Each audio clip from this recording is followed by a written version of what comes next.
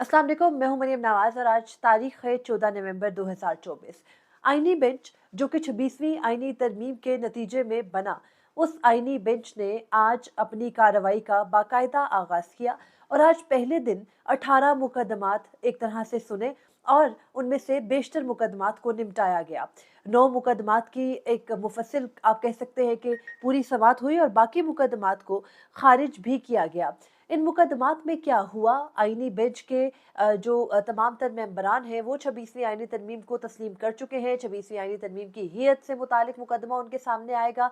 तो क्या होगा और आज की समातों से क्या नतीजा अखज़ किया जा सकता है, इससे मुतालिक इस व्लॉग में आपके सामने तफसीलात रखती हूँ। तो आज जब आईनी बेंच ने अपनी समात का आगाज़ किया तो जस्टिस आयशा मलिक के बैरून मुल्क होने की वजह से 6 रुकनी बेंच समात कर रहा था। जस्टिस अमीनुद्दीन खान सरबराही कर रहे थे। उसके अलावा जस्टिस जमाल मंदोखेल, जस्टिस मोहम्मद अली मजहर, जस्टिस हसन अजहर रिजवी, जस्टिस नईम अख्तर अफगान और जस्टिस मुसरत हिलाली साहिबा इस बेंच का हिस्सा थी। सबसे पहले जो मुकदमा उनके सामने आया वो माहौलियाती आलूदगी का था और आपको पता है कि माहौलियाती आलूदगी इन दिनों स्मोक की वजह से और दीगर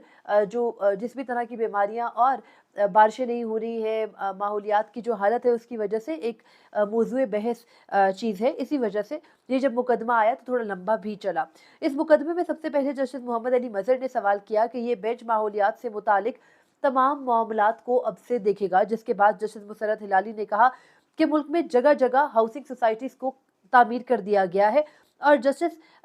जो अदालत ने ये कहा कि जस्टिस नसीम हसन शाह को ख़त में लिखा गया था कि इस्लामाबाद को सनती जोन बनाया जा रहा है। माहौलियाती आलूदगी सिर्फ इस्लामाबाद नहीं, पूरे मुल्क का मसला है। उसके बाद जस्टिस जमाल मंदोखेल ने कहा कि गाड़ियों का धुआं माहौलियाती आलूदगी की सबसे बड़ी वजह है। क्या धुएं को रोकने की कोई कोशिश की जा रही है? इस पर अदालत ने वफाकी और सूबाई हुकूमतों से उनकी माहौलियाती आलूदगी से निपटने से मुतालिक मुफस्सिल एक रिपोर्ट भी तलब की है और उसके साथ अदालत ने इस मुकदमे को 3 हफ्तों के लिए मुलतवी किया है। यानी आईनी बेंच ने वफाकी और सूबाई हुकूमतों को माहौलियाती आलूदगी पर अपने अपने इकदाम की पेशरफ से आगाह करने के लिए 3 हफ्ते का वक्त दिया है। जस्टिस जमाल मंदोखेल ने समात के दौरान रिमार्क्स दिए, लेकिन जस्टिस नईम अख्तर अफगान वो आज थोड़े जो डीएचए और दीगर सोसाइटीज़ हैं उनका हवाला देने लगे थे और जस्टिस जमाल मंदोखेल ने ये कहा कि पंजाब और इस्लामाबाद में देखें कि हालत क्या हो गई है, सूबों के साथ मिलकर चलेंगे तो ही जो विफाक है उसको भी कोई नतीजा मिल सकेगा। जस्टिस नईम अख्तर अफगान कहते हैं कि लाहौर शहर एक साइड से वाघा बॉर्डर, दूसरी जानब से शेखुपुरा तक फैल गया है। वो कहते हैं कि ज़रूरी ज़मीनों पर, यानी जस्टिस नईम अख्तर अफगान ये कहते हैं कि ज़रूरी ज़मीनों पर डीएचए और दीगर सोसाइटीज़ बनाई जा रही हैं। जो इलाके ज़लज़ले की जद में नहीं आते वहाँ पर हाई राइज यानी ऊंची ऊंची इमारतें बनाई जाती हैं और वो कहते हैं कि आने आने वाली नस्लों के साथ हम क्या सलूक कर रहे हैं। उसके अलावा उन्होंने ये कहा कि मुल्क में फ्लैट कल्चर को यानी अपार्टमेंट्स के कल्चर को फ़रोग देने की ज़रूरत है। ज़रूरी नहीं है कि हर शख्स के किनाल किनाल की ज़मीन के ऊपर बंगले हों। उसके बाद जस्टिस मोहम्मद अली मजहर ने कहा कि इस्लामाबाद की माहौलियाती एजेंसी की रिपोर्ट के मुताबिक तो सब अच्छा है। फिर वो ये कहते हैं कि साल 2021 की रिपोर्ट के मुताबिक तमाम स्टील मिल्स एसओपीज जारी कर रही हैं और उन पर अमल कर रही हैं। फिर वो क्या कहते हैं जस्टिस मोहम्मद अली मजहर, क्योंकि आपको पता है माहौलियाती आलूदगी से मुतालिक जो ये मुकदमा है ये 1993 के बाद से अभी तक सुप्रीम कोर्ट में ज़ेर इल्तवा है। तो जस्टिस मोहम्मद अली मजहर ने कहा कि क्या साल 1993 से लेकर अभी तक सुप्रीम कोर्ट ही हिदायत जारी करेगा तो आप माहौलियाती आलूदगी पर कोई काम करेंगे या सिर्फ कागजी कार्रवाई करेंगे और ज़मीन पर हमें कुछ नहीं दिखाएंगे? उसके बाद जस्टिस मुसरत हिलाली ने मानसेरा का हवाला दिया और कहा कि मानसेरा में स्कूलों के साथ मार्बल फैक्ट्रियां बनी हुई हैं। और फिर जस्टिस जमाल मंदोखेल कहते हैं कि पेट्रोल में होने वाली मिलावट से भी आलूदगी फैल रही है, यानी गाड़ियों का जो धुआं है उससे भी माहौलियाती आलूदगी ज़्यादा हो रही है और उस पर तवज्जो दें। उसके बाद अदालत ने ये कहा कि माहौलियाती आलूदगी के जो अथॉरिटी है, आपको याद होगा कि ये मुकदमा जस्टिस मंसूर अली शाह की अदालत में था और जस्टिस मंसूर अली शाह ने माहौलियाती आलूदगी से मुतालिक एक एजेंसी के क़याम का कहा था। उस एजेंसी का क़याम हाल ही में वफाकी काबीना ने किया, लेकिन अभी तक वो जो माहौलियाती आलूदगी से मुतालिक एक अथॉरिटी बनाई गई है उसका अभी तक कोई चेयरपर्सन या चेयरमैन नहीं तैनात हो सका है। तो अदालत ने उससे मुतालिक भी इस्तफसार किया कि अब तक ये क्यों नहीं हो सका। तो उनको बताया गया कि जल्द ही होगा और फिर ही अथॉरिटी फ़ाल हो सकेगी जो कि माहौलियाती आलूदगी से के तदारुक के लिए बनाई गई है। उसके बाद जस्टिस जमाल मंदोखेल ने ये कहा कि मुल्क में लगने वाली बीमारियों में भी आलूदगी ही का अंसर शामिल है और उन्होंने कहा कि बीमारी की वजह जानने और इलाज के लिए ज़रूरी है कि माहौलियाती आलूदगी का तदारुक हो। उसके बाद अदालत ने जो आईनी बेंच के सरबराह हैं, जो कि आईनी अमूर से मुतालिक तो कुछ ख़ास नहीं जानते हैं, उन्होंने ये कहा कि अब जब एक हुकूमत को रेस्क्यू करते हुए कि जब तक रिपोर्ट्स नहीं आती, तब तक कोई भी बात नहीं की जा सकती, और ये कहते हुए इन्होंने मुकदमे को 3 हफ्ते के लिए मुलतवी कर दिया। उसके बाद साबिक चीफ जस्टिस काज़ी फ़ैज़ ईसा की बतौर चीफ जस्टिस बतौर chief justice Balochistan high court बराह रास्त तैनाती से मुतालिक ये दरख्वास्त थी रियाज हनीफ राही, जो कि मशहूर ज़माना दरख्वास्त गुजार है, उनकी जानिब से दायर की गई थी। उसमें भी अदालत ने साबिक चीफ जस्टिस काज़ी फ़ैज़ ईसा का न सिर्फ दिफा किया, बल्कि उनके खिलाफ इस दरख्वास्त को खारिज भी किया। गो कि अब इस दरख्वास्त का कोई वजह या कोई मतलब तो नहीं बनता था, लेकिन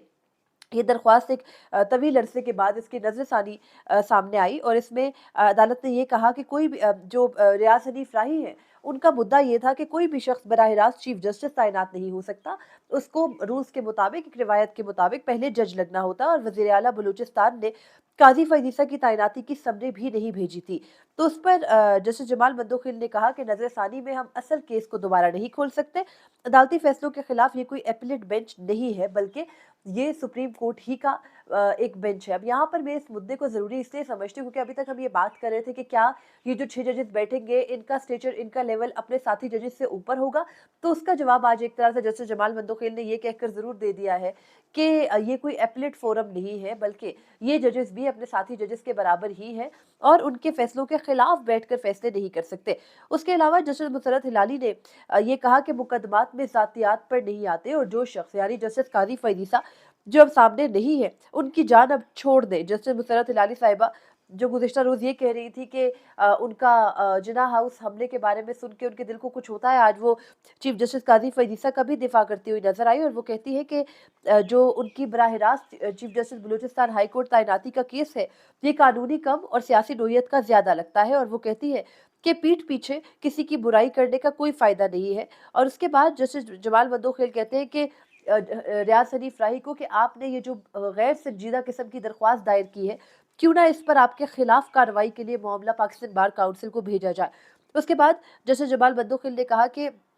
हम केस को दोबारा नहीं खोल सकते हैं, और फिर जब रियाज हनीफ राही ने कहा कि सुप्रीम कोर्ट ने भुट्टो केस को 40 साल बाद सुना था, तो जस्टिस मोहम्मद अली मजहर ने उन्हें कहा कि आप गुस्से में क्यों आ रहे हैं, अदालत की बात सुने, अदालत की बातों का जवाब दें। और उसके बाद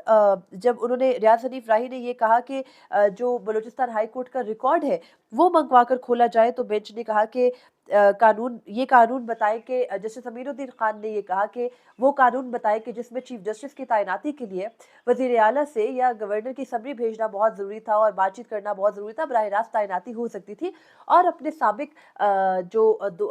साबिक साथी सुप्रीम कोर्ट के जज और अपने दोस्त को बचाते हुए जस्टिस अमीनुद्दीन खान ने इस मुकदमे को खारिज कर दिया। गो कि मैं पहले ये बात कर चुकी हूँ कि चीफ जस्टिस कादिर फ़ैज़ ईसा की बतौर बलूचिस्तान हाई कोर्ट बराह रास्त चीफ जस्टिस तैनाती का मामला अब एक तरह से गैर मौसिर है, और कोई फ़ायदा नहीं है, लेकिन प्रेसिडेंट सेट होने की बात होती है, और इसी के लिए लॉयर्स अपने केसेस को के साथ आगे बढ़कर चलते हैं। उसके अलावा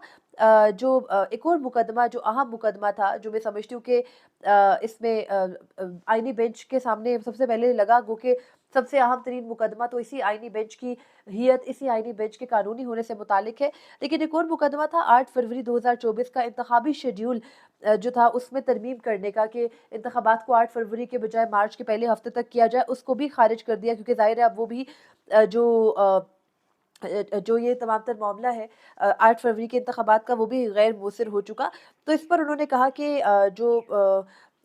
अदालत ने जो इलेक्शन शेड्यूल के खिलाफ दरख्वास्त थी, उस पर रजिस्ट्रार ऑफिस के एतराज़ात भी बरकरार रखे, और इस पर जस्टिस हसन अज़हर रिजवी ने ये कहा कि दरख्वास्त गुजार सुप्रीम कोर्ट के वकील नहीं है, और इस दरख्वास्त पर डबल जुर्माना होना चाहिए। और फिर जस्टिस मोहम्मद अली मजहर ने भी सवाल किया कि दरख्वास्त गुजार का मौक़िफ़ तो मई में भी इलेक्शन कराने का था, तो इस तरह किस्म की बातें हुई, और उसके बाद क्योंकि दरख्वास्त गैर मुसिर थी, उसको खारिज कर दिया गया। फिर एक और मुकदमा सुप्रीम कोर्ट में अरकान असम्बली की गैर मुल्की शहरियत की हामिल ख़वातीन से शादी पर पाबंदी की दरख्वास्त थी, और इसके जो दरख्वास्त थी, इसमें दरख्वास्त गुजार को आईनी बेंच ने 20,000 रुपये जुर्माना आयद करके खारिज कर दिया। जो आज जुर्माने आयद किए गए, उनकी तफसीलात भी मैं आपके सामने रखती हूँ। जस्टिस मोहम्मद अली मजहर कहते हैं कि हम किस कानून के तहत अरकान पार्लियामेंट के ऊपर ये पाबंदी लगाएं कि वो किसी गैर मुल्की खातून से या शहरियत की हामिल ख़वातीन से शादी नहीं करेंगे। तो उसके बाद जस्टिस जमाल मंदोखिल ने ये कहा कि कल आप कहेंगे कि 2 शादियां करने वालों और कंवारों पर भी पाबंदी लगा दें। और फिर उन्होंने कहा कि ये कानून साजी का मामला है, इस पर अदालत कुछ नहीं कर सकती। तो यानी ये इसमें कोई शक नहीं है कि पाकिस्तान का कानून किसी को किसी गैर मुल्की या किसी जो दोहरी शहरियत रखने वाली खातून हो, उनसे शादी पर पाबंदी आयद नहीं करता। साबिक चीफ जस्टिस काजी फरीसा का भी इसी किस्म का मामला था, तो अदालत ने ये कहा कि ये कानून साजी का मामला है, अगर पार्लियामेंट चाहे तो मेंबरान पार्लियामेंट को रोक सकती है। उसके बाद गैर मुल्की असासों और बैंक अकाउंट्स के खिलाफ जो दरख्वास्त है, जो ये आई थी कि बाहर जो बैरून मुल्क बैंक अकाउंट्स हैं उनसे पैसा पाकिस्तान लाया जाए, उस दरख्वास्त को भी जुर्माना आयद करके खारिज किया गया है। जस्टिस जमाल मंदोखिल ने फिर कहा कि कानून साजी पार्लियामेंट का काम है, इलेक्शन कमीशन को गैर मुल्की अकाउंट्स जो अकाउंट्स है असासों पर कानून साजी इलेक्शन कमीशन नहीं कर सकता। फिर उन्होंने ये कहा कि दरख्वास्त गुजारों ने दरख्वास्त में कोई कानूनी बात नहीं की, और उसके बाद क्योंकि दरख्वास्त गुजार जो मुश्ताक अवान थे, उनका ये था कि उन्होंने कहा कि मेरा मौक़िफ़ ये है कि गैर कानूनी जो गैर मुल्की असासे हैं या गैर मुल्की बैंक अकाउंट्स हैं, उन पर इलेक्शन लड़ने की इजाज़त नहीं होनी चाहिए। तो उस पर जस्टिस मोहम्मद अली मज़हर है, उन्होंने कहा कि ये भी पार्लियामेंट ही का कानून साज़ी का इख्तियार है, और हम पार्लियामेंट को ये नहीं कह सकते कि आप जो कानून साज़ी है वो करें। यहाँ पर बेंच के जो सरबराह हैं जस्टिस अमीनुद्दीन खान, वो अगेन बड़ी खूबसूरत बात करते हैं और कहते हैं कि जो दरख्वास्त गुज़ार है कि आप अपने हल्के के जो मुंतखब नुमाइंदे हैं उनसे बात करें। इस मुल्क में जिस किस्म के इलेक्शन हुए उसमें अगर कोई नुमाइंदा मुंतखब है तो आवाम ज़रूर उसके पास जाएगी, लेकिन आईनी बेंच अपना पर्पज़ सर्व कर रहा है, अपनी वजह जो जिस लिए वो बनाया गया है वो बिल्कुल सर्व कर रहा है कि उन्होंने आवाम की दादरसी नहीं करनी। फिर आईनी बेंच ने पहले ही दिन जो बेबुनियाद मुकदमात थे उन पर 60,000 का तकरीबन ये जुर्माना आयद किया है। एक और जो दरख्वास्त थी वो थी जो पीडीएम दौर में कानून साज़ियाँ कलअदम करार देने से मुतालिक दरख्वास्त थी, तो उसको भी 20,000 जुर्माना लगाकर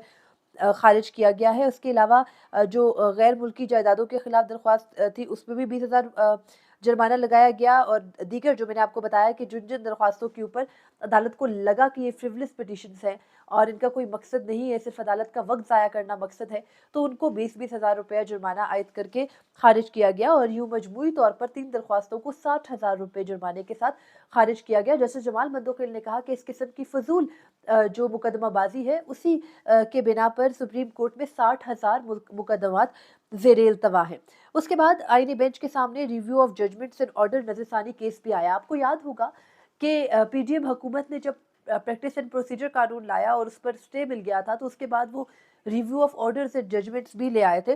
तो उस को भी अदालत ने कलअदम करार दे दिया था। अदालत के कलअदम करार देने के बाद वफाकी हुकूमत ने दोबारा अदालत से रुजू किया था, क्योंकि अब वो मामला निमट चुका।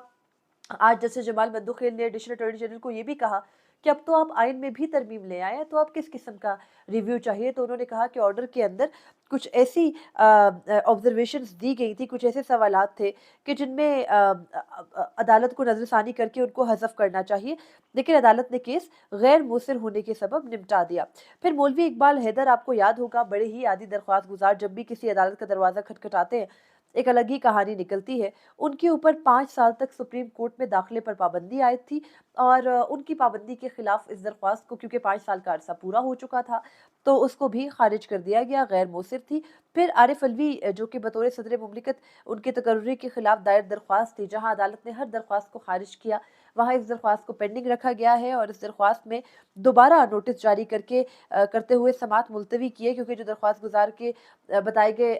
थे, जिस तरह पार्टीज एडे होती है फरीकैन, उनको नोटिस की तामील नहीं हुई थी, दोबारा नोटिस की तामील करते हुए मुकदमे की समात को मुलतवी किया गया है। तो आज ही के दिन सुप्रीम कोर्ट में 18 मुकदमात आईनी बेंच के सामने आए, और आईनी बेंच ने उन 18 मुकदमात में से बेशतर को, जैसे कि आप पहले ही बात कर रहे थे कि ऐसे मुकदमात को समात के लिए मुकर्रर किया गया है जो कि ज़ायदुल मियाद हैं, जिनका वक्त गुजर चुका या वो गैर मौसर हो चुके। और हमारे मुल्क में बड़ी बदकिस्मती के साथ कि अभी जैसे 26वीं आईनी तरमीम ज़ेर बहस है, तो 26वीं आईनी तरमीम का मुकदमा उस वक्त जाकर टेकअप किया जाएगा जब 26वीं आईनी तरमीम उस हद तक उस पर नाफिजुल अमल हो चुकी होगी कि उसको वापस करना नामुमकिन हो जाएगा। तो इसी तरह से मुकदमाबाजी होती है, और इसी वजह से ये जो आईनी बेंच है इसको एक तरह से काम पर लगाया गया, गो कि वो पेंडिंग केसेस से चले, लेकिन फिर अगर पेंडिंग केसेस से ही चलना है और अपने खिलाफ भी दरख्वास्त को खुद सुनना है, तो आपको मालूम है कि ये आईनी बेंच क्या कर सकता है। लेकिन कल भी आईनी बेंच बैठेगा। अभी तक तो आईनी बेंच तेज़ तरीन तरीके से इंसाफ देने की अपनी तरफ से कोशिश कर रहा है, लेकिन देखना है कि कितने दिन लगाकर ये आईनी बेंच जो सबसे लेटेस्ट दरख्वास्तें हैं 26वीं आईनी तरमीम की हियत और उसके जो कानूनी हैसियत है उसको चैलेंज करते हुए उनको टेकअप करता है। मुझे तो मुस्तकबिल करीब में ये नज़र नहीं आ रहा। आज आईनी बेंच ने बैठकर साबिक चीफ जस्टिस काजी फरीसा का दिफा, हुकूमत को फिर से वे आउट और पार्लियामेंट को सुप्रीम करार दिया है। और इस जो आईनी बेंच है इसके पहले दिन की कार्रवाई से मैं इतना समझ सकी हूँ कि अगर इनके सामने 26वीं आईनी तरमीम का मुकदमा आया तो उसको भी ये पार्लियामेंट की सुप्रीमेसी करार देकर जो तमाम तर मामला होगा उसको 26वीं आईनी तरमीम की तौसीक कर देंगे। और इसी वजह से हम बार बार ये बात कर रहे हैं कि वो बेंच जो कि 26वीं आईनी तरमीम के नतीजे में बना है और उसके नतीजे में अमल में आया है, क्या वही बेंच अपने खिलाफ बैठकर दरख्वास्त सुन सकता है या नहीं? जवाब नफी में है। लेकिन इस मुल्क में जहां कुछ भी कानून के मुताबिक नहीं हो रहा, जहां पर 36 मिनट में बैठकर अहम तरीन कानून साजियां कर दी जाए, आर्मी चीफ्स और तमाम सर्विसेज चीफ्स को एक्सटेंशन दे दी जाए, 26वीं आईनी तरमीम का अमल लोगों को अगवा करके उनको ज़बरदस्ती डरा धमका के उनके बच्चों, माओ, बहनों, बेटियों को अगवा करके वोट दिलवा कर 26वीं आईनी तरमीम की जाए और उसके बाद उसके नतीजे में ये बेंच सामने आए, तो फिर कैसा रिलीफ, कैसा कानून, कैसी जो आप कह सकते हैं अखलाकियात की तवक्को हम कर सकते हैं इस मुल्क में? नहीं हो सकती। लेकिन देखना है कि